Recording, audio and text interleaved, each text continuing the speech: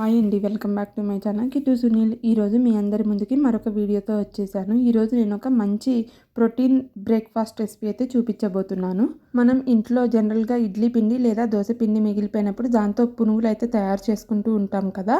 అలా కాకుండా ఈ పునుగులు అనేవి కొంచెం డిఫరెంట్గా టేస్ట్ అనేది చాలా బాగుంటాయి. దీనికి కావాల్సినవి అయితే ముందు ఒక పావు కప్పు పచ్చిశనగపప్పు, అలాగే ఒక పావు కప్పు నల్ల శనగలు, పావు కప్పు పెసలు, అలాగే పావు కప్పు కాబూలీ చెన్న, అలాగే పావు కప్పు మినప్పప్పు కూడా తీసుకుంటున్నాను. అన్నీ కూడా ఈక్వల్ క్వాంటిటీస్లోనే తీసుకుంటున్నాను. నేను ఇక్కడ ఎక్కడా కూడా రైస్ అన్నది యాడ్ చేసుకోవట్లేదు. మీరు కావాలి అనుకుంటే అది కూడా అలసందలు బొబ్బర్లు ఉంటాయి కదా, అది కూడా యాడ్ చేసుకోవచ్చు.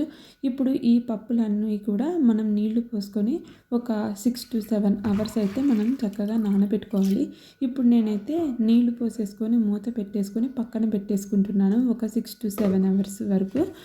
అప్పుడు ఆ పప్పులన్నీ బాగా నాని చక్కగా ఉబ్బుతాయి అన్నమాట. ఇప్పుడు నేను 6 అవర్స్ అయిన తర్వాత మూత అయితే తీసి చూస్తున్నాను. చూడండి, చక్కగా పప్పులన్నీ బాగా నానిపోయి బాగా ఉబ్బాయి కూడా. ఇప్పుడు మనం ఈ నానబెట్టుకున్న పప్పులను 2-3 సార్లు శుభ్రంగా కడుక్కొని అప్పుడు ఒక మిక్సీ జార్ తీసుకొని ఆ పప్పుల్ని కొద్ది కొద్దిగా మిక్సీ జార్లో వేసుకొని కొద్ది కొద్దిగా నీళ్లు పోసుకుంటూ పిండి అన్నది రుబ్బుకోవాలి. మీరు కనుక నీళ్ళు ఎక్కువ పోసేసుకుంటే పిండి అన్నది చాలా పల్చగా అయిపోయి మనకి పునుగులు వేసుకోవడానికి రాదు. అందుకని కొద్ది కొద్దిగా నీళ్ళు అనేవి చూసుకుంటూ పోసుకోవాలి.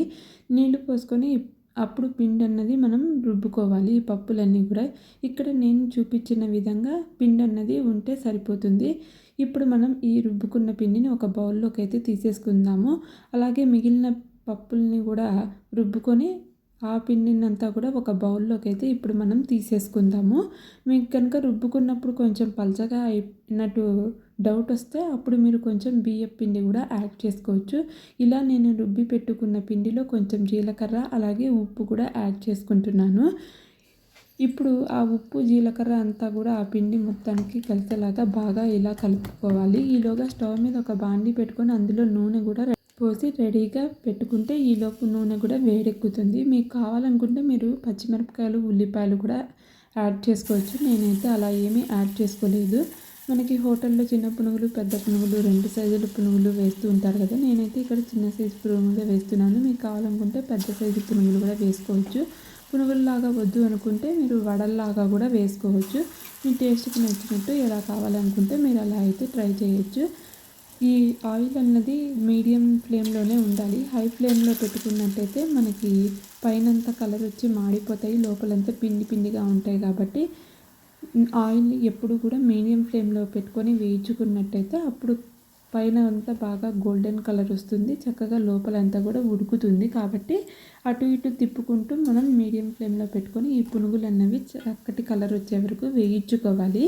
నేను మీడియం ఫ్లేమ్లో పెట్టుకొని ఇప్పుడు ఈ పునుగులన్నింటినీ కూడా వేయించుకుంటున్నాను. 2 వైపులా మనం తిప్పి వేయించుకుంటేనే బాగా కలర్ వస్తాయి అన్నమాట. ఇక్కడ చూసారు కదా, పునుగులు అన్నవి మంచి కలర్ వచ్చేసాయి. ఇప్పుడు మనం ఒక ప్లేట్లోకి అయితే తీసేసుకుందాము ఈ పునుగులన్నిటినీ కూడా. ఇది చాలా హెల్తీ కూడా. మనం అన్ని రకాల పప్పులు తీసుకున్నాం కాబట్టి ప్రోటీన్గా కూడా బాగా పనికొస్తుంది. కాకపోతే ఆయిల్ ఫుడ్స్ డైలీ పనికిరావు కాబట్టి ఎప్పుడైనా వన్స్ ఇన్ ఏ వెల్ చేసుకోవడానికి అయితే చాలా హెల్తీ ఆప్షన్ అని చెప్పొచ్చు. కాబట్టి మీరందరూ కూడా తప్పకుండా ఇంట్లో ట్రై చేసి ఎలా వచ్చిందో నాకు కామెంట్లో అయితే చెప్పడం మర్చిపోకండి. ఈ వీడియో మీ అందరికీ నచ్చిందని అనుకుంటున్నాను. నచ్చినట్టయితే తప్పకుండా లైక్ చేసి సబ్స్క్రైబ్ చేయడం అయితే మర్చిపోకండి. మరెన్నో ఇంట్రెస్టింగ్ వీడియోస్ కోసం మన ఛానల్ని ఫాలో చేయండి. బాయ్.